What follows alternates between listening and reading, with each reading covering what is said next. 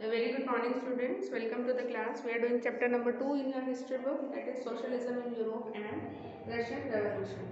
ठीक है कि रशिया में रेवोल्यूशन किस तरीके से अमर्ज हुआ था, किस तरीके से लोग प्रोटेस्ट कर रहे थे, जो लेबर ग्रुप था वो कौन कौन सी प्रॉब्लम्स को फेस कर रहा था, जिनकी वजह से उन लोगों ने अल्टीमेटली रशिया में रेवोल्यूशन करा। ठीक है, आज हम पढ़ेंगे फर्स्ट वर्ल्ड वॉर के बारे में और रशियन एम्पायर के बारे में। So open your history book, page number 33, last paragraph, the first world war and the Russian revolution. In 1914 war broke out between two European allies. allies क्या होती है, देखो जो मित्र देश होते हैं, ठीक है, जो फ्रेंडली कंट्रीज होते हैं उनको हम allies बोलते हैं। ठीक है, तो 1941 में क्या हुआ था, दो यूरोपियन अलाइज, यूरोप के दो देश, दो मित्र देश, कौन कौन से, जर्मनी, ऑस्ट्रिया एंड टर्की, जो कि सेंट्रल पावर्स थी, और फ्रांस, ब्रिटेन एंड रशिया, इन सब के बीच में क्या हुआ, युद्ध शुरू हो गया। ठीक है, later Italy and Romania, each country had a global empire and the war was fought outside Europe as well as in Europe. अब ये जो जितनी भी कंट्रीज थी वो सभी जो है ग्लोबल एम्पायर थी, यानी कि वैश्विक शक्ति बनी हुई थी उस समय की। तो ये युद्ध था जो ये सिर्फ यूरोप में ही नहीं बल्कि यूरोप से बाहर भी चला गया, यानी कि मित्र देश, जब ऐसा होता है, देखो दो कंट्री के बीच में लड़ाई होती है जब भी, तो एक कंट्री जो है उसके मित्र देश उसको सपोर्ट करने आ जाएंगे, दूसरे आ जाएंगे, तो इस तरीके से बहुत सारी कंट्रीज जुड़ती चली जाती हैं, जिस वजह से ये युद्ध था जो यूरोप के बाहर चला गया, यानी कि यूरोप के बाहर भी कंट्रीज एक दूसरे से लड़ने लगी। ठीक है, कोई एक पार्टी को सपोर्ट कर रही थी तो कोई दूसरी कंट्री को सपोर्ट कर रही थी। ठीक है, this was the first world war, और इस तरीके से ये फर्स्ट वर्ल्ड वॉर में कन्वर्ट हो गया, पहला विश्व युद्ध शुरू हो गया। ठीक है, क्यों, विश्व युद्ध का मतलब ये होता है कि जहाँ पे सिर्फ दो देश नहीं लड़ रहे बल्कि बहुत सारे देश एक दूसरे से लड़ रहे हैं। ठीक है, in Russia the war was initially popular and people rallied out around Tsar Nicholas II। Russia में क्या था, ये शुरू में ये वॉर थी, बहुत पॉपुलर हुई और people relied around Tsar Nicholas II। As the war continued, though the Tsar refused to consult the main parties in the Duma। इन सब के बारे में हम पढ़ चुके हैं, सार और दुमा के बारे में। तो क्या था, जैसे जैसे वार आगे बढ़ती गई तो जो सार था उसने रिफ्यूज कर दिया जो मेन पार्टीज थी उनके साथ कंसल्ट करना कि मैं इनसे कोई भी विचार विमर्श नहीं करूँगा। ठीक है, सपोर्ट वोट थिन, अब धीरे धीरे जो सपोर्ट थी वो धीरे धीरे कम होने लगी। Anti German sentiments rain high, German विरोधी जो सेंटिमेंट्स थे, लोगों की भावनाएं थी वो बढ़ने लगी, लोग जर्मन के विरोधी होने लगे। As can be seen in the renaming of Saint Petersburg a German name as Petrograd, मतलब कि एक सेंट पीटर्सबर्ग जो शहर था, जिस सेंट पीटर्सबर्ग एक जर्मन नेम था, उसको बदल के क्या कर दिया गया, पेट्रोग्रैड कर दिया गया। लोग इस तरीके से जर्मनी से नफरत करने लगे थे, उसके विरोधी होने लगे थे कि जो शहरों के जर्मन नाम थे उनको भी चेंज कर दिया जा रहा था। The Sarani Alexandra's German origins and poor advisors, especially a monk called Rasputin, made the autocracy unpopular।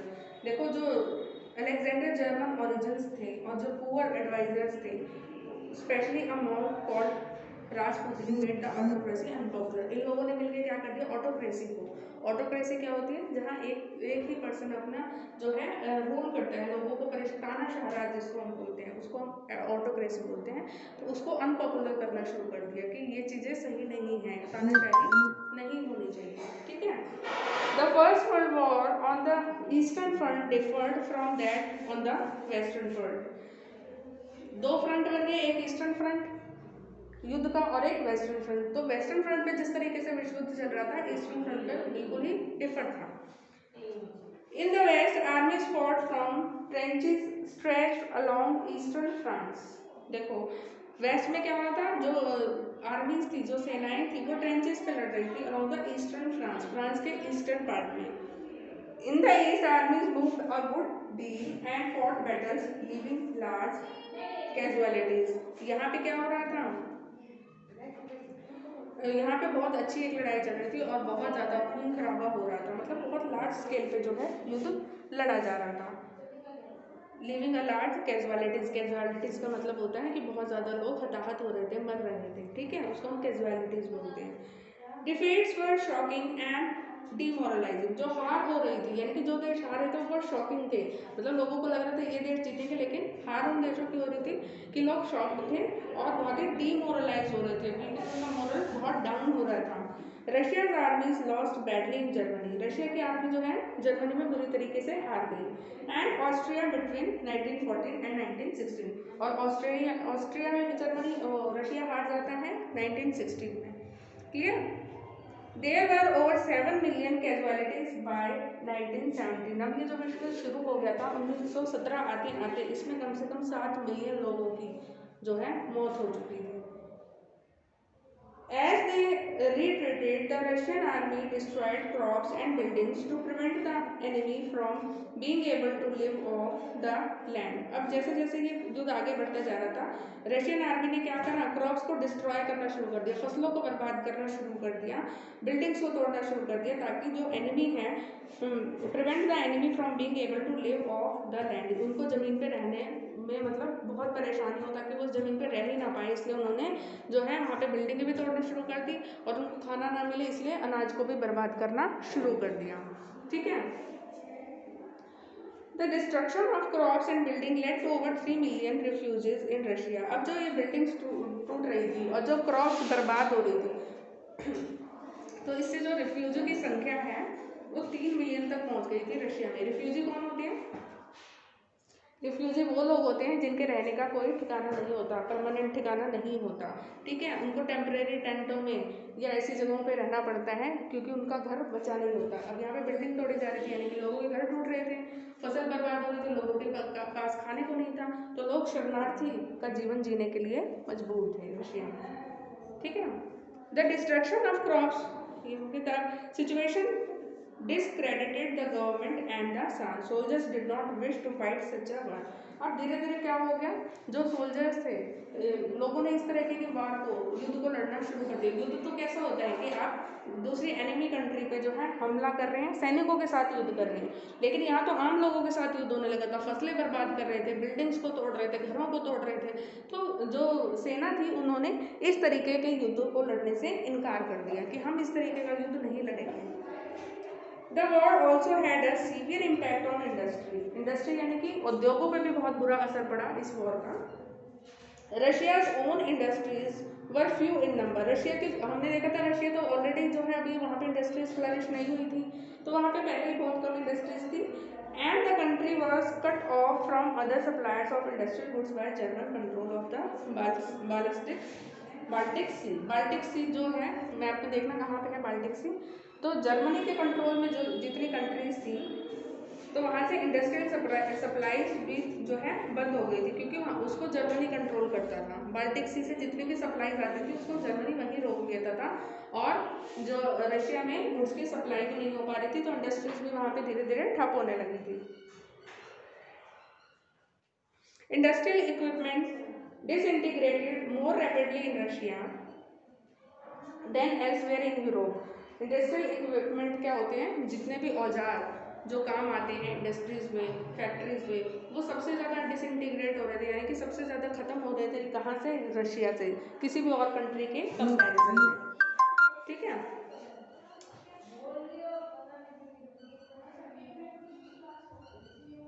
Bye 1916 railway lines begin to break down. अब 1916 आते आते क्या थे, जो रेलवे लाइंस थी वो भी टूटने लगी थी, उनको भी तोड़ा जाने लगा था। As a result able-bodied men were called up to the war। As a result, there were labor shortages and small workshops producing essentials were shut down। क्या हो रहा था, देखो आम लोगों को भी युद्धों पे बुलाया जाने लगा, मजदूरों को, किसानों को। तो उससे क्या हुआ, जो किसान काम करते हैं, जो लेबर काम करती है, उनके खुद के काम जो है बंद होने लगे, फैक्ट्रीज बंद होने लगी, क्योंकि लोग युद्धों पे जाने लगे। ठीक है? तो अब क्या हुआ, इंडस्ट्रीज धीरे धीरे खत्म होने लगी। For the people in the cities, bread and flour became scarce। शहरों के लोगों के लिए रोटी और जो फ्लोर आटा था वो एकदम स्केयर बन गया, यानी कि ऐसी चीज़ जो बहुत मुश्किल से मिलती थी, रोटी हुआ, अनाज हुआ, आटा हुआ, ये सब चीज़ें उनको मिलनी बहुत मुश्किल हो गई। By the winter of 1960 riots at bread shops were common. 1916 आते आते तक ब्रेड रोटी के लिए दंगे होना बहुत ही आम बात हो गई थी रशिया में। ठीक है, लोग रोटी के ऊपर भी दंगे करने लगे थे। अब हम देखते हैं द फेब्रुअरी रेवोल्यूशन इन पेट्रोग्रेड। पेट्रोग्रेड क्या था, जिसका पहले क्या नाम था, सेंट पीटर्सबर्ग। और यहाँ पे फरवरी में जो रेवोल्यूशन था उसका नाम रखा गया February revolution. In the winter of 1917, conditions in the capital Petrograd were grim. 1917 की सर्दियों में जो कंडीशन थी पेट्रोग्रेड की, जो कि कैपिटल थी यहाँ की, वो बहुत ही तेजी से ग्रिम हो रही थी। The layout of the city seemed to be emphasize the division among its people. जो सिटी का the layout of the city seemed to emphasize the division among its people. City का लेआउट यानी कि शहर को जिस तरीके से बनाया गया था वो क्लियरली ये बताता कि लोगों में डिवीजन कितनी है, लोगों में भेदभाव कितना है। वो सिटी के जो लेआउट था, लेआउट का मतलब होता है शहर को जिस तरीके से बनाया गया था कि यहाँ इस तरीके के लोग रहेंगे, यहाँ इस तरीके के लोग रहेंगे और यहाँ इस तरीके के, तो वो क्लियरली बताता था कि लोगों में डिवीजन किस तरीके की है। ठीक है, the workers quarters and factories were located on the right bank of the river Neva. जो नेवा नदी थी उसके राइट बैंक पे क्या बना रखे थे, फैक्ट्रीज और वर्कर्स के क्वार्टर बना रखे थे। ठीक है, on the left bank were the fashionable areas. उसके लेफ्ट बैंक पे फैशनेबल एरियाज थे यानी कि रिच लोगों के एरियाज थे।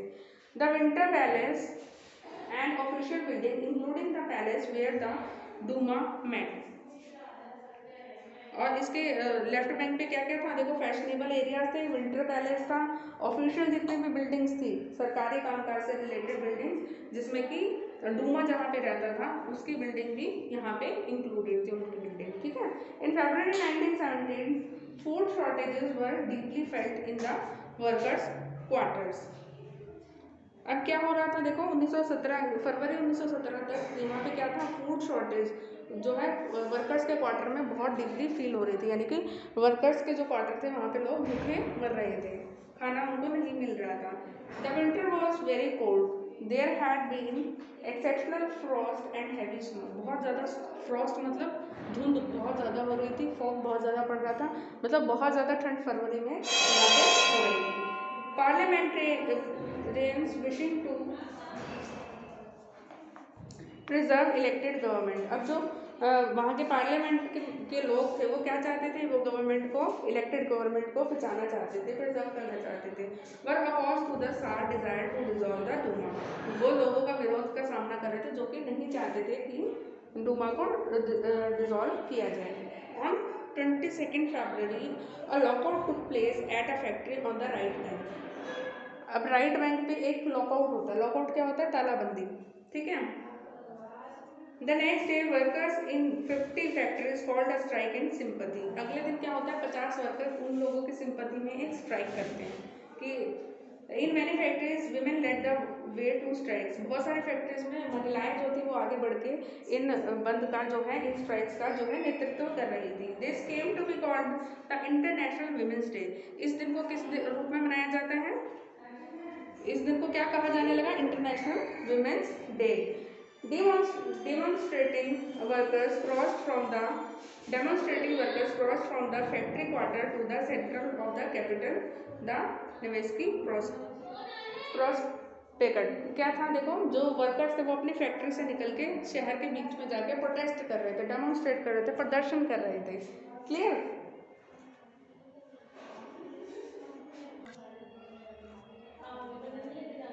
Eight this stage no political party was actively organizing the movement. अभी तक क्या थे, सिर्फ मजदूर ही जो है पार्टिसिपेट कर रहे थे, कोई पॉलिटिकल पार्टी, राजनीतिक पार्टी इस तरीके के मूवमेंट में पार्टिसिपेट नहीं कर रही थी। As a fashionable quarters and official buildings were surrounded by workers, the government import a curfew. अब ये जितनी भी फैशनेबल बिल्डिंग्स थी, सरकारी बिल्डिंग्स थी, एडमिनिस्ट्रेटिव बिल्डिंग्स थी, इनको वर्कर्स ने चारों तरफ से घेर लिया था, तो सरकार क्या करती है, कर्फ्यू घोषित कर देती है, कर्फ्यू लगा देती है यहाँ पे। Demonstrators dispersed by the evening but they came back on 24th and 25th। देखो शाम आते आते डिस्प्रेस्ड कर दिया जाता है, इनको भगा दिया जाता है वहाँ तक प्रदर्शनकारियों को, लेकिन 24 और 25 तारीख को ये लोग फिर से यहाँ पे इकट्ठा हो जाते हैं। The government called out the cavalry and police to keep an eye on them. सेना को और पुलिस को बुलाया जाता है कि इन लोगों पे जो भी डेमोन्स्ट्रेटर्स हैं, प्रदर्शनकारी हैं, इन पे नज़र रखी जाए। On Sunday 25 February the government suspended the Duma. 25 फरवरी को डूमा को सस्पेंड कर दिया जाता है। Politicians spoke out against the measure. अब जो राजनीतिक होते हैं वो इस एक्शन के खिलाफ जो है बोलने लगते हैं। Demonstrators return in force to the streets of the left bank on the 26। अब जो ये प्रदर्शनकारी थे धीरे धीरे लेफ्ट बैंक की ओर रिटर्न करते हैं 26 अक्टूबर को। ऑन द फरवरी को on the 27 the police headquarters were ransacked, the streets thronged with people raising slogan about bread, wages, better hours and democracy. अब क्या था, इन सभी चीज़ों के लिए लोग कि हमें रोटी नहीं मिल रही है, देश में डेमोक्रेसी नहीं है, ठीक है, बेटर आवर्स नहीं है। हमने देखा था ना कि रशिया में क्या था, वेजेस बहुत कम थे और वर्किंग आवर्स बहुत ज़्यादा थे। तो इन सब के खिलाफ जो है लोग जो है स्लोगन लिख लिख के तख्तियों पर प्रदर्शन करने लगे। The government tried to control the situation and called out the cavalry once again. अब सरकार जो है इस सारे सिचुएशन को कंट्रोल करने की कोशिश करती है और सेना को बुलाती है। However, the cavalry refused to fire on the demonstrator. लेकिन जो सेना होती है वो इन प्रदर्शनकारियों पे गोली चलाने से मना कर देती है। सरकार तो बुलाती है इनको कि आप इन लोगों को कंट्रोल करो, सेना को बुलाती है, लेकिन सेना क्या कहती है कि हम इन प्रदर्शनकारियों पे गोली नहीं चलाएंगे। An officer was shot at the barracks of the regiment and 3 other regiments mutinied, voting to join the striking workers. अब देखो एक ऑफिसर होता है उसको बैरक्स के पे मार दिया जाता है, रेजिमेंट के बैरक पे, और 3 अदर रेजिमेंट्स म्यूटिनाइड, 3 औरों की हत्या कर दी जाती है। Voting to join the striking workers, जो कि वर्कर्स को ज्वाइन करने के लिए वोटिंग कर रहे थे। By that evening soldiers and striking workers had gathered to form a soviet or council in the same building as the Duma met. जहाँ पे डूमा मेट मिलते थे वहीं पे इन सोल्जर्स ने, यानी कि सेना भी उनके साथ मिलकर प्रदर्शनकारियों के साथ, और जो स्ट्राइकिंग वर्कर्स थे, जो स्ट्राइक कर रहे थे कर्मचारी, उनके साथ मिलके उन्होंने वहाँ पे काउंसिल जैसा बनाया कि हम यहाँ पे मिलके जो है आगे की डिस्कशन करेंगे। This was the Petrograd Soviet. इस जगह का नाम क्या था, Petrograd Soviet. The very next day a delegation went to see the Shah. Delegation कौन होता है, एक ऑफिशियल अथॉरिटी, एक ऑफिसर, ठीक है, वो जो है एक डेलीगेशन वहाँ पे जाता है। ऐसा military commanders advise him to abdicate, he followed their advice and abdicated on 2 March. Soviet leaders and Duma leaders form the provisional government to run the country.